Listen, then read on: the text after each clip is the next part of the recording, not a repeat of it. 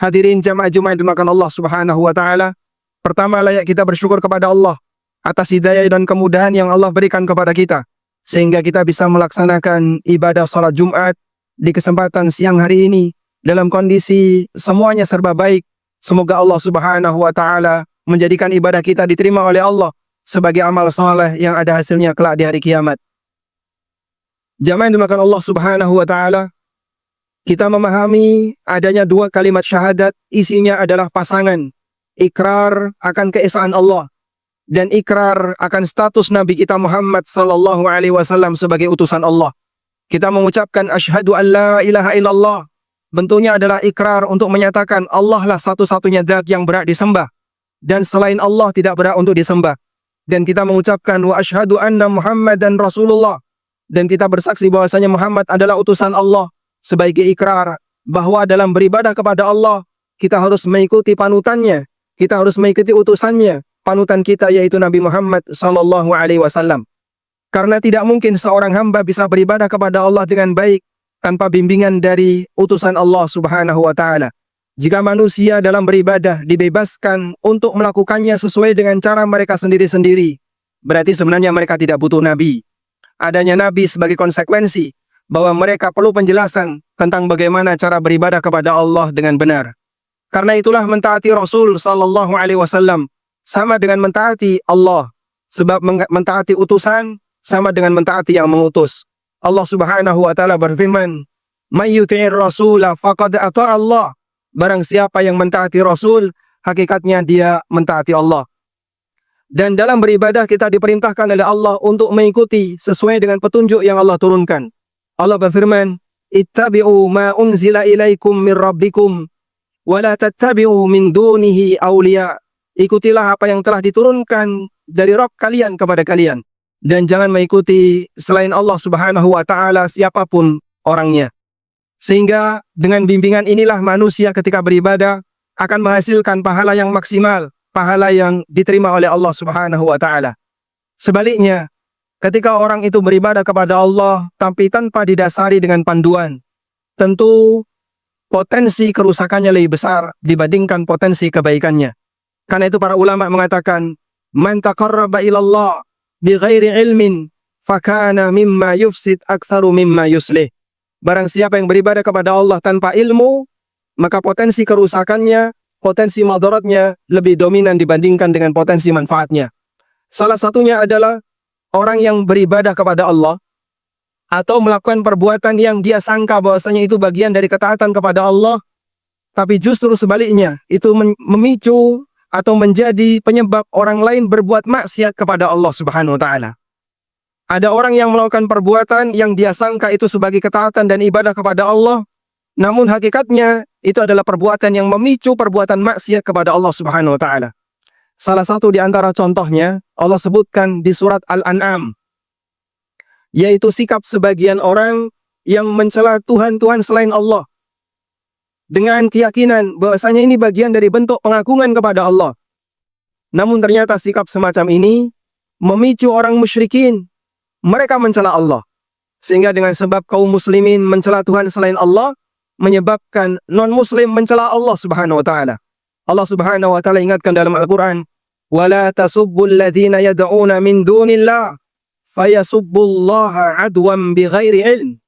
Janganlah kalian mencela Tuhan-Tuhan yang disembah selain Allah, karena kadang itu menjadi penyebab orang kafir memberikan balasan dengan cara mereka menghina Allah, mereka mencela Allah Subhanahu wa taala adwan bighairi ilmin, diiringi dengan semangat permusuhan dan tanpa landasan ilmu. Sehingga ada sebuah perbuatan yang bisa jadi dianggap oleh pelakunya sebagai amalan yang bisa mendatangkan pahala. Namun ketika itu dilakukan dengan cara yang salah, justru hasilnya sebaliknya. Perbuatan itu bukannya mendatangkan pahala, namun justru mendatangkan dosa dan perbuatan maksiat. Di sini saya akan bacakan keterangan yang diucapkan oleh Ibnu Aqil, yang disampaikan oleh Ibnu Aqil dalam kitabnya Al-Funun. Peringatan yang beliau sampaikan, ada perbuatan yang menurut orang bodoh agama dianggap sebagai amal saleh, tapi bagi para ulama itu tindakan maksiat. Menurut orang yang tidak paham agama itu dianggap sebagai ibadah, tapi bagi para ahli ilmu, bagi para ulama itu adalah tindakan durhaka. Qala Ibnu Aqil rahimahullah fil Funun. Ibnu Aqil dalam kitab Al-Funun menyebutkan, kam min aqwalin wa af'alin tukhraju makhrajat ta'at indal 'amah wa hiya ma'thamun wa bu'dun min Allah subhanahu wa ta'ala indal ulama. Betapa banyak adanya ucapan dan perbuatan yang menurut masyarakat awam yang tidak paham agama dianggap sebagai bentuk perbuatan ketaatan. Namun bagi para ulama itu adalah perbuatan maksiat dan semakin menjauh dari Allah Subhanahu wa taala. Lalu beliau menyebutkan salah satu di antara contohnya, mithlul qiraati fi aswaq yusihu fiha ahlul ma'ash bin nida'i wal bai'i wala ahlus su' yumkinuhumus sima'. Dzalika imtihan. Salah satu di antara contohnya, ada orang yang mengeraskan bacaan Al-Quran di tengah kesibukan manusia pada saat belanja di pasar. Mereka suarakan Al-Quran itu dengan suara yang keras di tengah masyarakat yang sedang belanja, sehingga tidak ada satupun orang yang memperdulikannya. Wahadha wadzalika imtihan. Dan itu hakikatnya adalah pelecehan terhadap Al-Quran. Mungkin bisa jadi bagi orang ini yang membaca Al-Quran di pasar, membaca Al-Quran di tengah keramaian, membaca Al-Quran di tengah kesibukan masyarakat ketika beraktivitas, dia berharap pahala dengan ibadah yang dia lakukan dengan membaca Quran itu. Tapi bagi para ulama, ini hakikatnya adalah pelecehan terhadap Al-Quran karena dia baca di tengah orang yang tidak mau memperhatikan Al-Quran. Sementara Allah Subhanahu wa taala berfirman, "Wa idza quri'al Qur'anu fastami'u lahu wa ansitu la'allakum turhamun." Apabila dibacakan Al-Quran, maka tenanglah dan diamlah, perhatikan Al-Quran, la'allakum turhamun, agar kalian dirahmati. Kasus yang sama juga pernah terjadi di masa Rasulullah sallallahu alaihi wasallam. Para sahabat mereka melakukan qiyamul lail di masjid Rasulullah SAW, di Masjid Nabawi. Satu orang, kadang ada yang sholat sendirian, ada yang berjamaah 5 orang, ada yang berjamaah 3 orang. Dan mereka membaca Quran, saling mengeraskan suaranya. Sehingga satu sama lain, mereka berlomba-lomba mengeraskan bacaan Al-Quran ketika salat. Rasulullah SAW kemudian keluar, dan beliau memberikan peringatan kepada mereka, bahwa hakikatnya kalian ini sedang bermunajat kepada Allah, dan bukan saling membuat gaduh. Maka perhatikanlah suara kalian, jangan terlalu keras, agar tidak mengganggu antara satu dengan yang lain. Bisa jadi orang ini bersuara keras dengan maksud agar sholatnya bisa lebih serius, tidak ngantuk, atau bisa dengan maksud agar membangunkan orang yang tidur, tapi ternyata Rasulullah Sallallahu Alaihi Wasallam melarangnya. Dalam sebuah perjalanan, kita dianjurkan ketika melewati tempat yang menanjak, agar kita membaca takbir Allahu Akbar, Allahu Akbar, Allahu Akbar. Dan ketika kita melewati tempat yang menurun, agar kita mengucapkan tasbih Subhanallah, Subhanallah, Subhanallah. Praktek semacam ini dilakukan oleh para sahabat. Pada saat mereka melewati jalan yang menanjak, mereka bertakbir. Dan saat mereka melewati jalan yang menurun, mereka bertasbih. Di tengah demikian, sahabat itu mengucapkannya dengan suara yang keras. Allahu Akbar, dengan suara yang keras. Lalu Rasulullah Sallallahu Alaihi Wasallam mengingatkan, Arbi'u ala anfusikum. Kasihanilah diri kalian. Gak usah teriak-teriak, nanti capek. Fa'innakum tada'una as-sami'al qarib. Karena zat yang kalian panggil adalah zat yang maha mendengar, lagi maha dekat. Kalian tidak perlu teriak untuk memanggil Allah. Kalian tidak perlu teriak untuk kemudian memuji Allah Subhanahu wa taala. Wala tad'una asummal ghaim. Dan kalian tidak memanggil zat yang bisu atau zat yang tuli dan zat yang tidak ada. Sehingga jemaah di belakang Allah, terkadang ada sebuah perbuatan yang dianggap itu sebagai sebuah ketaatan. Namun sebenarnya dalam pandangan syariat kita, hakikatnya perbuatan itu adalah sebuah kemaksiatan. Karena itulah, iringi dalam setiap amal saleh yang kita lakukan dengan ilmu dan panduan yang diberikan oleh syariat yang telah diturunkan oleh Allah Subhanahu wa taala. Demikian sebagai khutbah yang pertama, semoga bermanfaat. Aqulu qauli hadza wa astaghfirullah.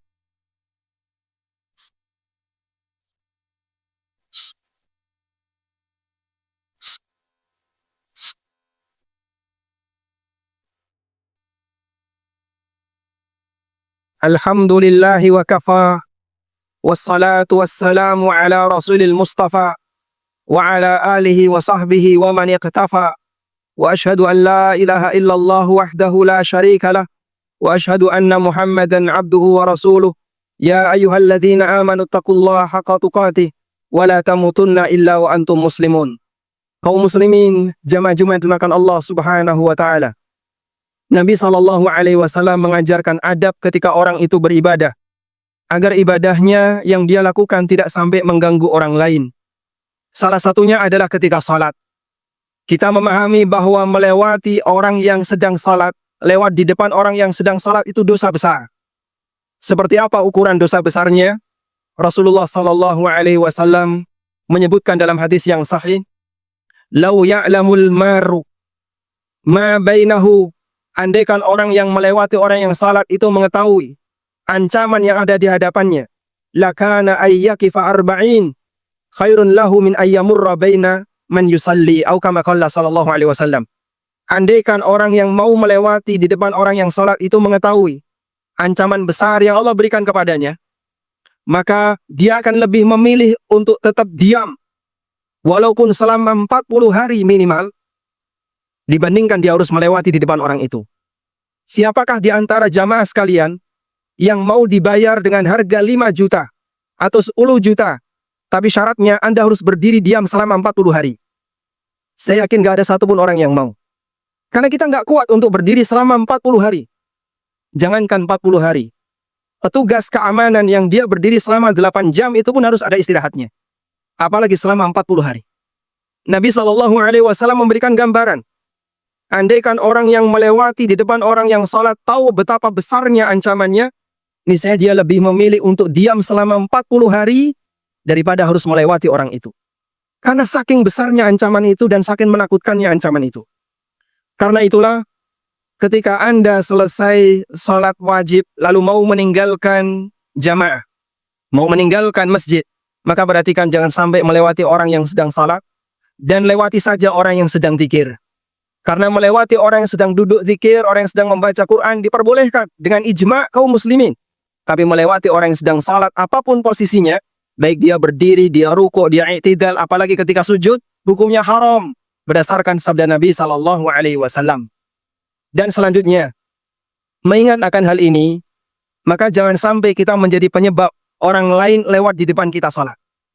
Bentuknya bagaimana? Salat di depan pintu atau salat di tempat yang memungkinkan bagi orang lewat di depan kita. Hindari tempat-tempat yang sensitif untuk dilewati orang, sehingga menyebabkan orang lain berbuat maksiat disebabkan karena kesalahan yang kita lakukan. Masih banyak ruang dan tempat yang bisa kita gunakan untuk salat, sehingga tidak harus kita secara sengaja mengambil tempat yang di situ sebenarnya adalah tempat orang untuk lewat. Maka Anda bisa posisikan salat Anda di tempat yang aman.